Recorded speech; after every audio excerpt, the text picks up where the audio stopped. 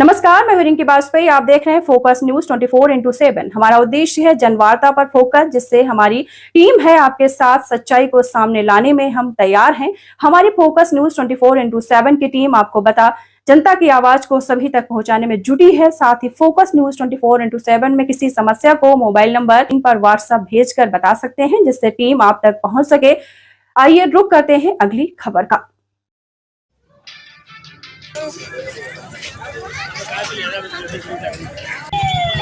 प्रयागराज में गंगा, यमुना और अदृश्य सरस्वती नदियों के संगम स्थल को त्रिवेणी संगम कहा जाता है, जो हिंदू धर्म में अत्यंत पवित्र माना जाता है।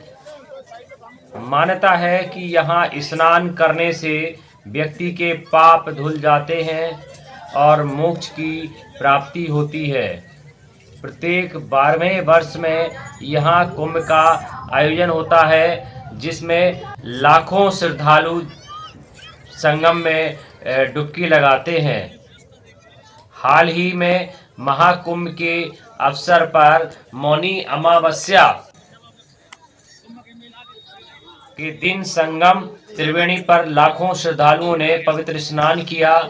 सुबह 8 बजकर तक तो 41,90,000 से अधिक भक्तों ने आस्था में डुबकी लगाई।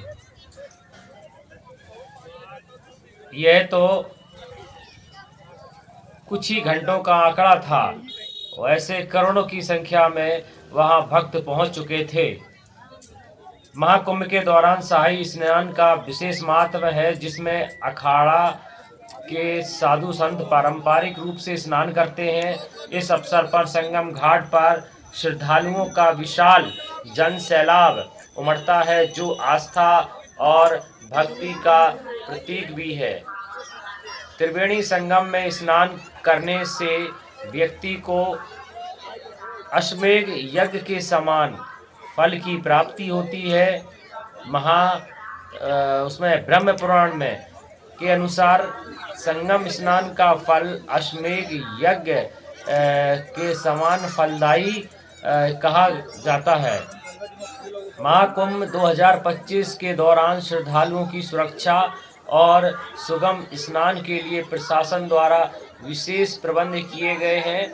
और रहा यह है कि ये सब आपके प्रबंधन पे जनता को स्वयं समझना होगा कि आपको व्यवस्था अपनी स्वयं बनानी होगी, आपको अपनी भीड़ कंट्रोल स्वयं करनी होगी।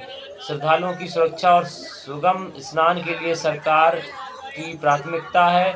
संगम पर उमड़ती भीड़ आस्था और विश्वास का प्रतीक है, जो भारतीय संस्कृति को दर्शाती है।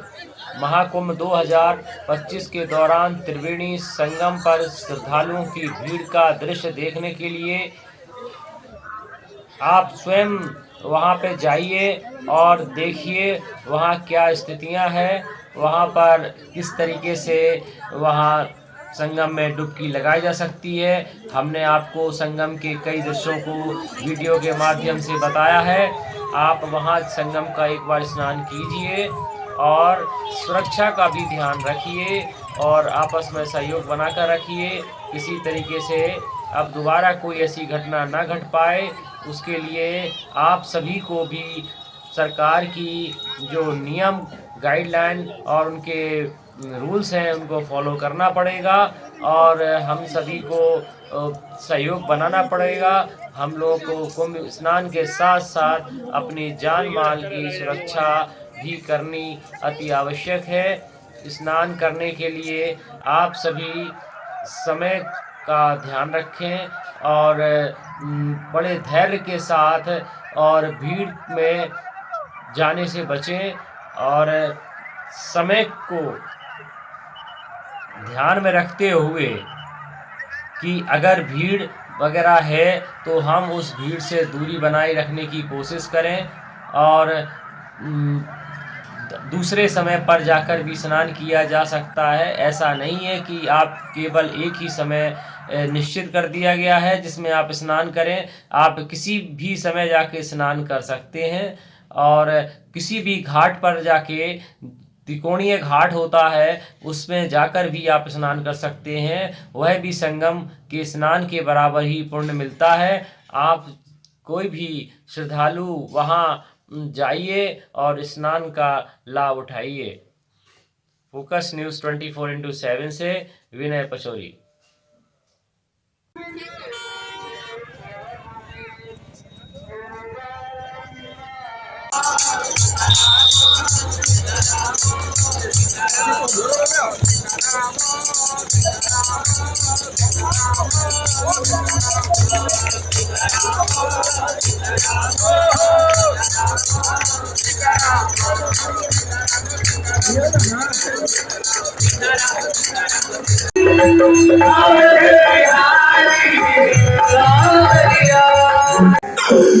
जीवित नहीं रह सकता।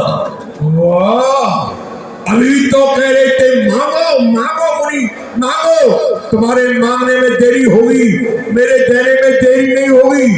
जब राम लक्ष्मण को मांगा तब मने कर रहे हो, वचन दे के उसकी परवाह नहीं कर रहे हो। वचन दिया है ना,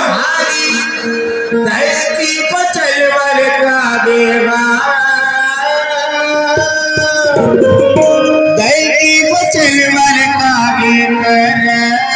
भवनवा इन भुवन सीधा के चुमत तेरे जान भुवन सीधा के चुमत आज तेरी बचल वाले